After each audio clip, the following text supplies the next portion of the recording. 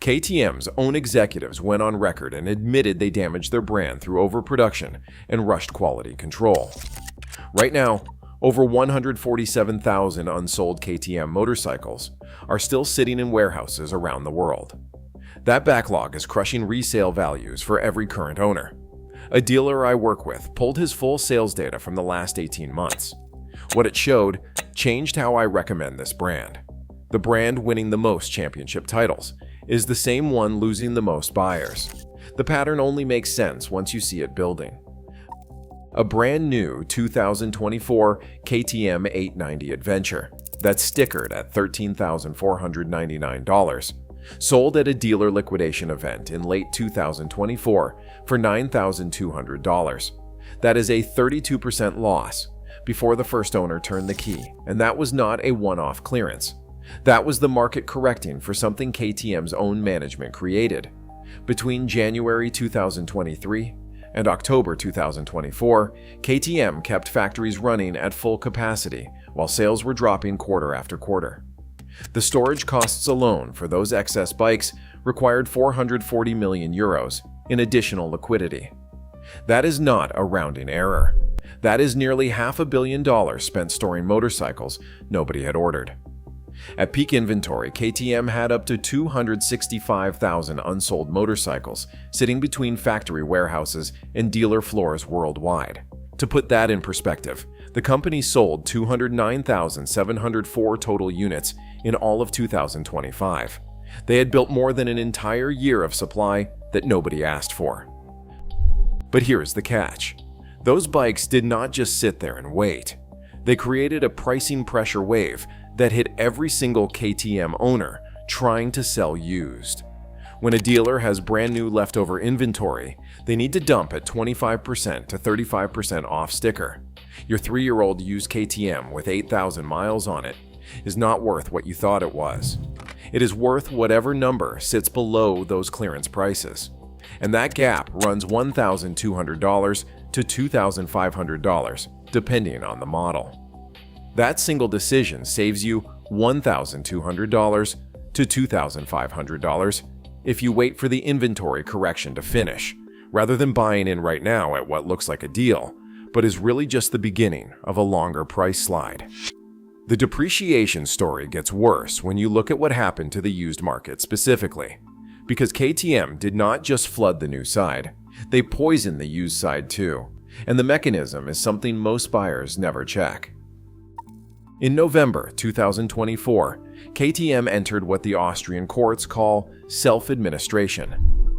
It is a structured form of insolvency. The company disclosed liabilities exceeding $2.9 billion and halted production at its main factory in Mattighofen, Austria. That single announcement did something to used KTM prices that no amount of maintenance records or low mileage could fix. The moment a manufacturer enters insolvency proceedings, the used market recalculates 3 things simultaneously. First, perceived parts availability. Risk goes up. Second, warranty confidence goes down. Third, the buyer pool shrinks because financing becomes harder to get on brands with uncertain futures. Those 3 factors stack, and they do not add together. They multiply. This is the part nobody talks about. A motorcycle does not just lose value because it is old. It loses value because the ecosystem around it becomes unreliable. An owner trying to sell a 2022 KTM 890 Duke in early 2025 was not competing against other used 890 Dukes. He was competing against the headline, KTM files for bankruptcy, sitting in every buyer's recent search history. That headline alone moved the floor down $3,000 to $5,500, depending on model and region. You avoid that $3,000 to $5,500 hit by understanding that depreciation on a KTM right now is not about mileage or condition. It is about brand perception, and brand perception does not recover on the seller's timeline. It recovers on the manufacturer's timeline, if it recovers at all. The depreciation tells you what buyers think about KTM's future, but the next item tells you what KTM owners already experience firsthand, because the quality problems started showing up in engines years before the bankruptcy made headlines. A rider in Pennsylvania brought his 2019 KTM 790 Adventure R to his local dealer after noticing a rattling noise at idle and a sluggish throttle response. The service manager listened to the engine in the parking lot and knew exactly what it was before he opened the motor. The camshaft lobes had worn down, not from abuse, not from skipped oil changes, from a factory defect that KTM spent 2 years denying existed. A Facebook group called KTM Failed Camshafts grew to over 10,000 members. Owners were posting photos of cam lobes that looked like they had been sanded down. The failure pattern showed up predominantly on models from 2018 to 2020, specifically the KTM 790 Adventure and Duke. Reports also surfaced on later 890 models and the Husqvarna Norden 901, which shares the same LC8C engine. Here is where most owners get it wrong. KTM's official position was that the camshafts used on the LC8C platform have no inherent defect. Those are their exact words. In the same statement, they said they had already added wider finger followers for 2021 models and an additional oil screen for 2020 models. To resolve the contributing factors, they said there was no defect and at the same time described the engineering changes they made to fix it. An engineer at the University of Queensland who experienced cam failure on his own 790 ran a Rockwell hardness test on his camshaft. The carbon content came in lower than expected. The hardness measured at 51 on the Rockwell scale. It should have been 58 to 60 for any real durability. KTM said they could not comment on his personal investigation. A cam repair or replacement on a 790 or 890 runs $1,800 to $4,200, depending on the extent of damage and labor rates. KTM eventually offered a goodwill warranty program to cover affected bikes regardless of warranty status, but that program relies on KTM having the financial capacity to honor it. As of late 2024, the company was $2.9 billion in debt. You now have the same diagnostic checklist that authorized KTM dealers received in July 2024. If you own a pre-2021 790 or any LC8C model, the symptoms are poor starting, unusual engine noise, and reduced power. Get the cams inspected before you list the bike for sale or before the Goodwill program window closes. The camshaft issue was not random. It was the direct result of a specific management decision made during COVID, and that decision caused problems far beyond one engine platform. 90%. That is the warranty claim rate on KTM motorcycles that were rushed through assembly during the pandemic production surge. That figure came from KTM's own board member, Hubert Trunkenpolz, in an interview with the German publication Motorrad. Not from a forum post, not from a disgruntled owner, from the company's own executive leadership. During COVID, demand for recreational vehicles spiked. Motorcycles, bicycles, side-by-sides, all of it. Every manufacturer saw the same data and every manufacturer increased production.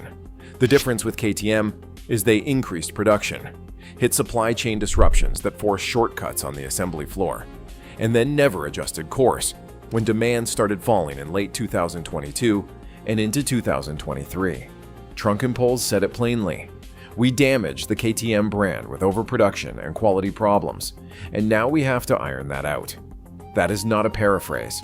That is a direct quote from a sitting board member of a publicly traded company admitting that the motorcycles they shipped during that window were below their own quality standard. The warranty statistics on those production-era bikes tell the story better than I can. 9 out of 10 came back for something. That is not a reliability hiccup. That is a systemic assembly failure across an entire production window.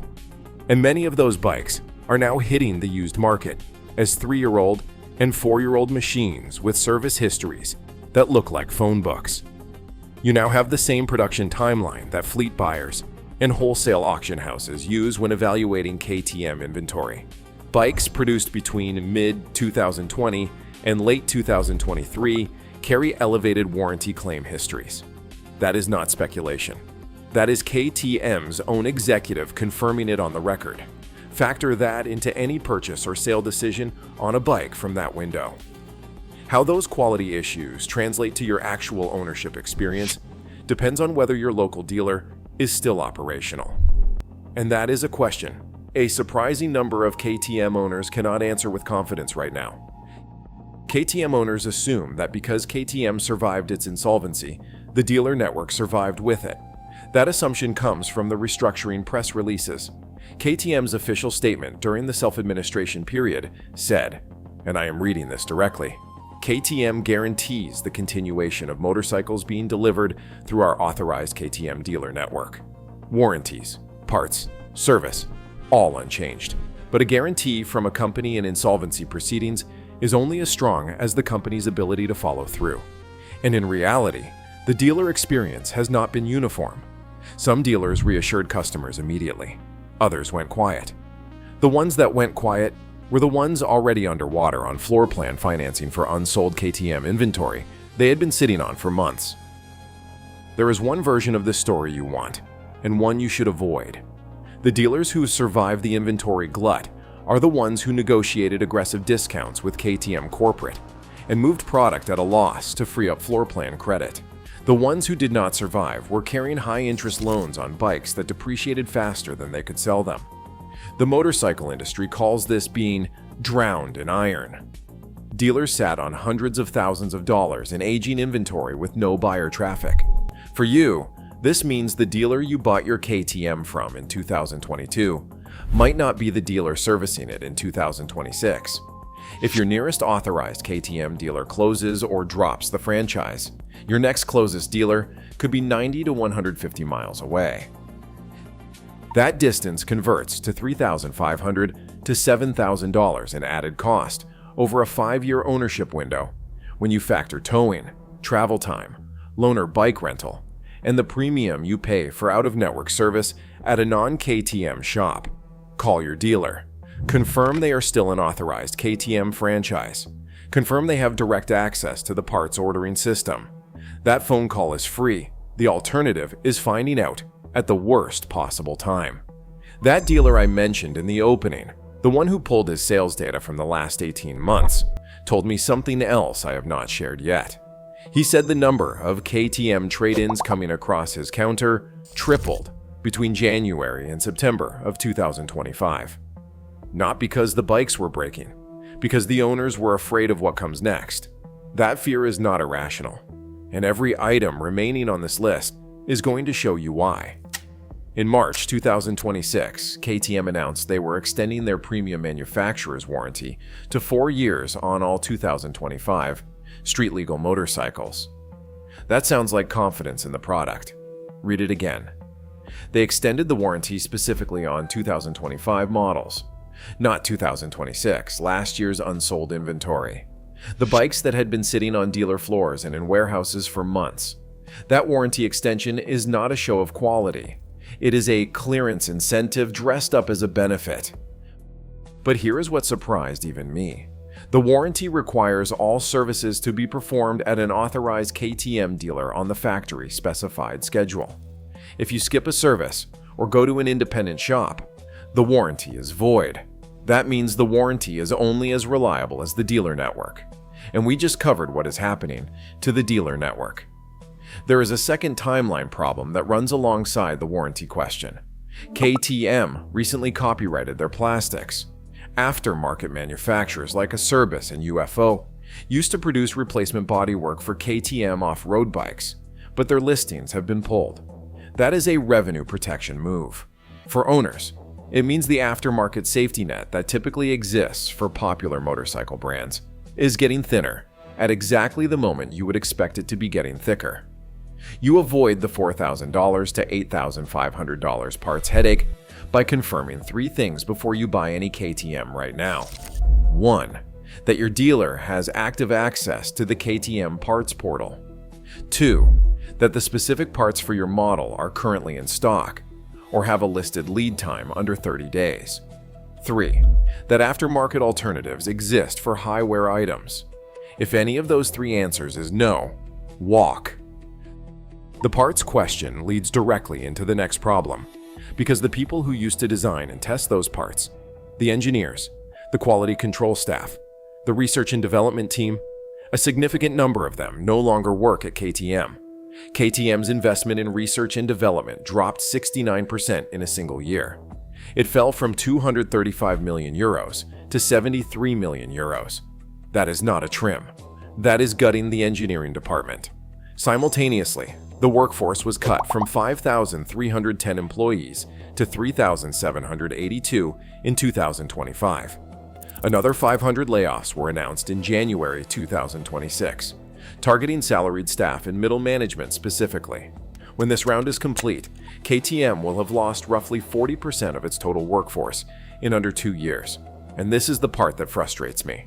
The people being cut are not the assembly line workers who bolt bikes together.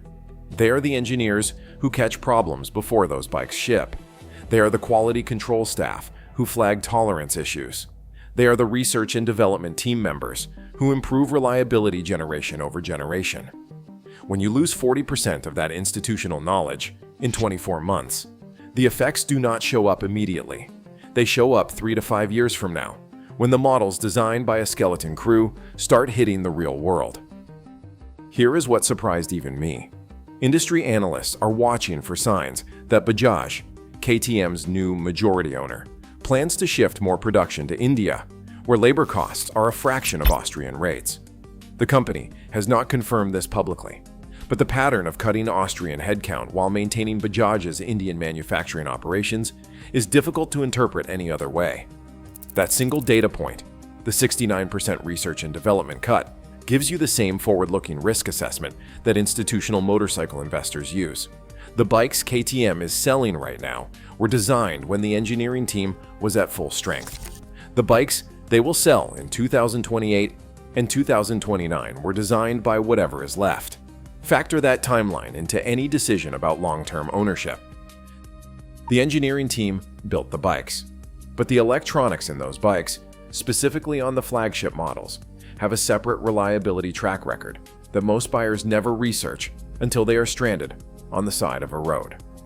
An owner in New Zealand started his 1290 Super Adventure R one morning, and the dashboard display came on in French. It was configured for the 1290S model, not the R. He cycled the ignition 5 times before the screen reset. Another owner in Australia got a bright red general failure warning across his display during a high RPM pull in 4th gear. The bike cut his rev limiter to 6,500 RPM. A third owner reported his bike refusing to recognize the key fob entirely, leaving him stranded until he held the fob against the bodywork in a specific position the dealer taught him. These are not isolated forum complaints. The KTM 1290 Super Adventure, the company's flagship adventure touring platform, has a documented pattern of electrical issues across owner forums, review sites, and long-term test reports from major motorcycle publications. The problems span TFT display failures, keyless ignition recognition errors, fuel pump faults, and sensor malfunctions that trigger limp mode with no advance warning. But here is the catch. These electronics issues are intermittent. The bike might run flawlessly for 8,000 miles, and then strand you 400 miles from home on a touring weekend. The dealer plugs in the diagnostic tool, clears the fault code, and sends you home. The code comes back 3 weeks later. KTM's authorized dealer bulletin for these faults involves replacing individual modules one at a time until the intermittent fault stops appearing. That is not a diagnostic strategy. That is a guessing game billed at shop rate. A single TFT screen replacement runs $800 to $1,200. A security module and key replacement runs $600 to $900. A fuel pump replacement runs $400 to $700. When the dealer is cycling through components one at a time over multiple visits, total diagnostic and repair cost on a flagship 1290 can climb to $6,000 to $11,000 over a 3-year ownership window for electronics issues alone. That single decision to check the specific model year's electronic fault history on the KTM forums before buying saves you the worst surprise on this list so far. The forums are free, the repair bills are not. Everything in the first half of this list is about what already happened. The overproduction, the camshaft failures, the dealer instability, the parts uncertainty, the cuts to engineering, the electrical gremlins. Those are the problems you can see if you look hard enough. The next two items are about what is happening right now and what it means for where KTM is headed.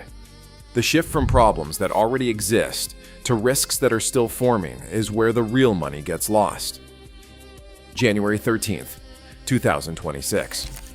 That is the date the parent company officially changed its name from Pierer Mobility AG to Bajaj Mobility AG. Stefan Pierer, the man who built KTM into a global brand over 3 decades, had already stepped down as chief executive officer. His name was removed from the corporate identity entirely. KTM is now, in every legal and operational sense, an Indian-owned motorcycle company manufacturing in Austria. Bajaj Auto is not a small company.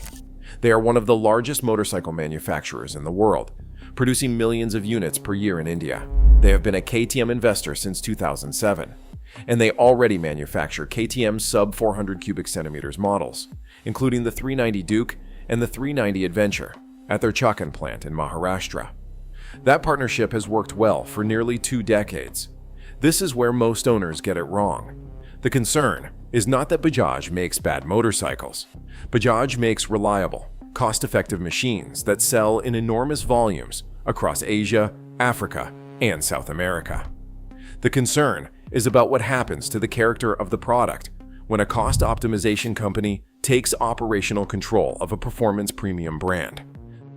The early signals are already visible. KTM cut investments by 69%, which we covered. They are streamlining the model range, which means niche models that do not hit volume targets could disappear.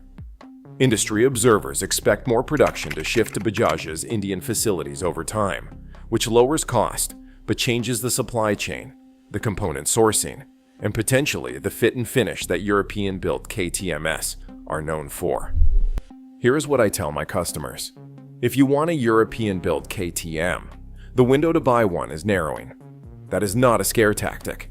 That is what happens when a company eliminates a third of its Austrian workforce, and its new majority owner operates the largest motorcycle factory in India.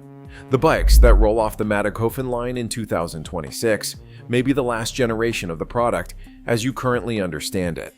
You now have the same ownership transition timeline that industry analysts use. The KTM you buy in 2027 or 2028 may look the same on the outside. Whether it is the same on the inside depends on decisions being made right now in Pune, not Mattighofen. That uncertainty alone represents $8,000 to $14,000 in ownership risk over a typical 5-year hold when you factor depreciation acceleration, parts ecosystem changes, and potential service network restructuring. We are down to the final item. The brand winning the most championship titles is the same one losing the most buyers. The dollar figure attached to this one is the largest on the entire list, and it is the one figure that should determine whether you buy, sell, or hold any KTM right now. The brand winning the most championship titles is the same one losing the most buyers. Here is exactly how both of those things are true at the same time.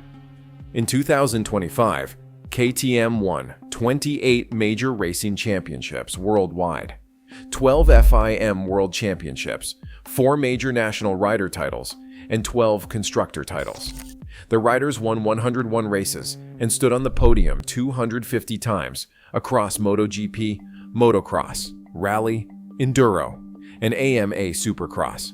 Daniel Sanders won the Dakar Rally by leading every single stage, only the second rider in history to do that. Pedro Acosta finished 4th in the MotoGP World Championship. Simon Langenfelder won every single Grand Prix in MX2. The KTM RC4 won 20 of 22 Moto3 races. That is the most successful racing season in the company's 92-year history. And it happened in the same year that revenue dropped 46%. Unit sales fell 28%. The workforce was cut by nearly 30%, and the company disclosed $2.9 billion in debt.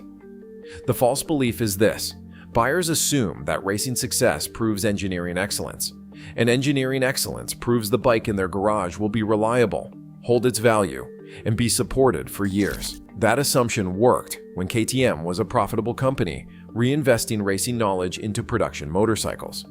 It does not work when KTM is an insolvent company spending money it does not have on racing programs while cutting the engineers who translate racing data into production improvements. Racing is marketing. KTM spent the equivalent of a mid-sized factory's annual operating budget on MotoGP alone, while simultaneously slashing research and development by 69% and laying off 40% of its workforce. The race team's budget is not the production team's budget. The trophy in the MotoGP paddock does not change the Rockwell hardness of the camshaft in your 790. Remember that dealer I mentioned at the start, the one who pulled 18 months of sales data. Here is what his numbers actually showed. KTM trade-ins coming in tripled. Average trade-in values on 1290. Super Adventures dropped 22% in 12 months. Average time to sale on a used KTM on his lot went from 31 days to 74 days. And the buyers who did show up were offering 15% to 20% below his asking price because they had read the same headlines you have been reading for the last half hour. Those numbers represent a total cost of ownership exposure on a premium KTM of $12,000 to $22,000 over a 5-year ownership window. That figure includes accelerated depreciation, elevated repair costs from quality and electronics issues, potential parts sourcing premiums, and the dealer access risk if your local franchise does not survive the restructuring. There is no other motorcycle brand on the market right now where the racing program is telling you one story and the balance sheet is telling you the opposite. That contradiction is the single most important data point for any buyer, seller, or current owner making a decision about KTM today. The trophies are real. The debt is also real, and only one of those two things affects the resale value of the motorcycle sitting in your garage. There is a separate question I did not cover today, and it is the one I get asked the most. If KTM is this risky, is there a window where the price drops far enough to make it a smart buy anyway? The answer is yes, but only on specific models, specific model years, and at specific price points. I am covering that in the next video. That video is on screen now. If someone you know is about to put a deposit on a new KTM, send them this video before they sign. Subscribe. We cover motorcycle buying intelligence every week.